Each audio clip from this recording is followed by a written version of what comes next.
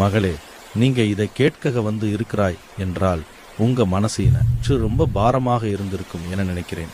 குடும்பத்தில் அமைதி இல்லாம பிரச்சனைகள் ஒவ்வொன்றாக வரும்போது ஏன் எனக்கு மட்டும் இவ்வளவு சோதனை என்று கேட்கும் அளவிற்கு உடைந்திருப்பீர்கள். ஆனா இன்று நான் உங்க மனசுக்கு சொல்ற ஒரு வார்த்தை இருக்கு, அதை அமைதியா கேளுங்கள். முகத்தில் இந்த அழுத்தம், இந்த சோர்வு இத்தனை நாளா நீ தாங்கிக் கொண்டிருக்கும் வேதனையின் சின்னம். குடும்பத்தில் ஒற்றுமை இல்லாம, மனம் சரியில்லாம எதை பேசினாலும் மனமுடையும் நிலையா இருந்தால் இன்று நான் உன்னிடம் ஒரு ரகசியமான ஆறுதல் சொல்ல வந்திருக்கிறேன். கவனமாக கேம்.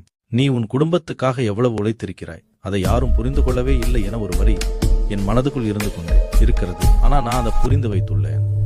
உன் மனசு இன்று குலுங்குகிறது. ஆனா கவலைப்படாதே, நான் தான் உன் மனசுக்கு துணை. இந்த நேரத்தில் உன் வீட்டில் நிம்மதி குறைந்திருக்கலாம், ஆனா இந்த புயல் நிரந்தரம் இல்லை. ஆனா உண்மையில் என்ன நடக்குது தெரியுமா?